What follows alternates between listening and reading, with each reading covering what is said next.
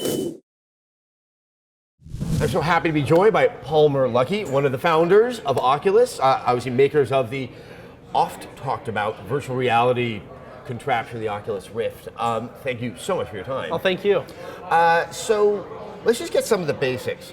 This is the device, you put it over your head, and I've tried it. You really do feel like you're sort of inside of this virtual world. What is happening that's giving me the illusion I'm actually inside of a game? So what you have is you have a screen in here, and then you have lenses in front of it that collimate the view and also make it so that the screen appears to be not only large but focused, way out in front of you. It doesn't feel like a screen that's right in front of your eyes.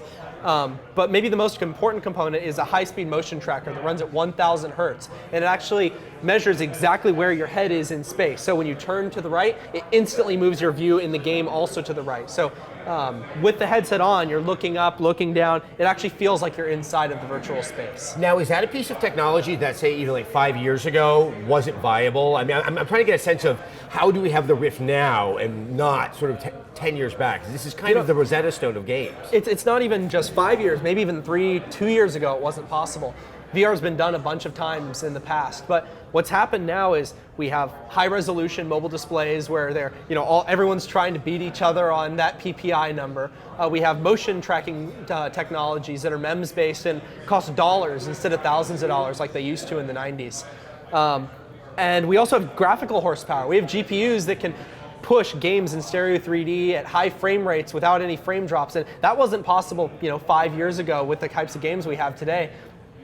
And the cost of all these components has just dropped so low. Another thing that hasn't existed, it could have existed but hasn't, is that we have a software development kit that makes it very easy for game developers to build support for virtual reality into their titles.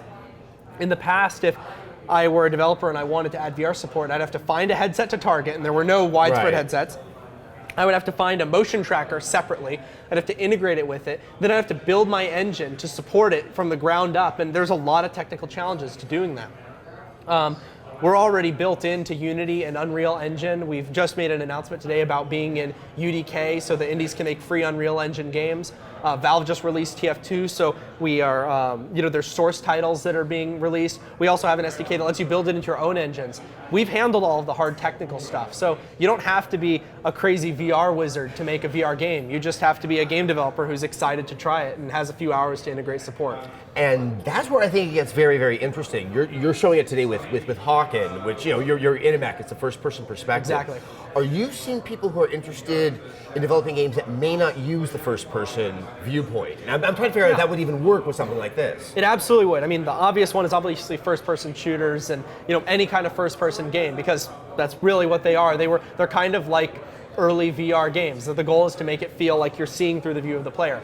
We've been messing around with real-time strategy titles where rather than having to move your view around on the playing field, you can just look up and see what's going on over there. Or third-person games where you're still in the game kind of in a first-person sense where you can look around the world, but it looks like you're controlling an action figure on the battlefield using your controller. And that's just a really different experience that's still really compelling. It's still a lot more immersive than just looking at a screen and controlling one of these characters. Not every genre is going to work in VR. Like a 2D side-scroller is going to have a hard time. But a lot of different genres, and maybe somebody innovates there. Maybe there's some kind of genre involving 2D side-scrolling in VR that nobody's ever thought of before. And that's actually the most exciting thing, is people who are experimenting with entirely new genres that only work in virtual reality. And that's, I think, where I'm wondering what you're seeing out there, that we're looking at games that kind of existed without the VR and they're being integrated with it. Are you seeing people who are just trying to make a VR game, period, like it will only work with the Oculus Rift? Yeah, so what we're seeing right now are ports, because these are games that are already done, all the design decisions were already made. And now they're retrofitting them for VR support, because that's the fastest way to get to a VR game, is have the game done already. But there are people who are working on titles that are specifically for the Rift. Like there's one on Kickstarter right now called The Gallery. There's another one called Sound Self, and it's an indie game project. The Sound Self isn't exclusive to the Rift. It isn't just for VR, but it was designed with VR in mind from day one. From the beginning, the designers of the game wanted to support the Rift. So that lets them make design decisions right at the beginning where they say, hey, what would be great in VR? Just the same way with the Wii. the best games for the Wii and for the iPhone for that matter, almost any piece of new innovative hardware, the best games were designed with it in mind. The best iPhone games are not first-person shooters with fake analog sticks and buttons on them. They're games that were designed for a touchscreen, and same thing with the Wii. The best games aren't ports from other consoles where they jammed in some motion mechanic. It's ones that were designed for motion control from the beginning. Same thing with VR. Games that are designed for VR, those can be the really interesting, fascinating games. And we can't talk about all the people who are working on them because we're leaving the announcements to the developers, but there are a lot of people working on very cool stuff that's only compelling and really only possible in virtual reality.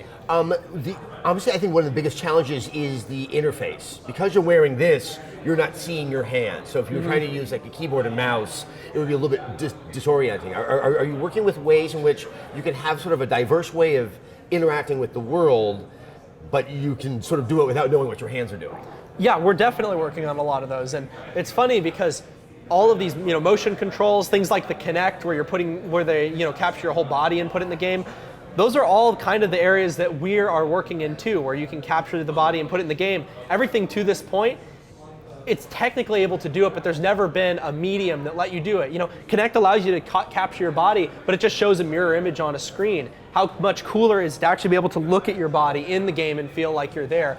That's something that we're working on and doing heavy R&D on. We can't announce anything yet, but there's a lot of things that can be done in VR that are just very compelling.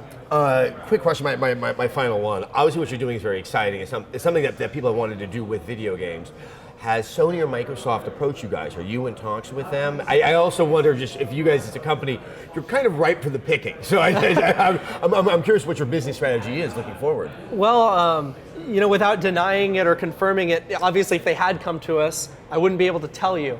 But right now the plan isn't to sell out to anyone. From the beginning, my goal has been to make virtual reality happen, and I think part of that has been doing things that nobody else has done. And our company has a lot of people who want to do things that other companies didn't see value in or they didn't think people would want.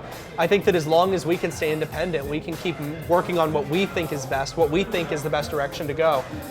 Selling out isn't the best way to do that. All right. Yeah. Palmer, it's always a pleasure talking to you. Pleasure talking to you too. Thank you so much. Best of luck. Thank you.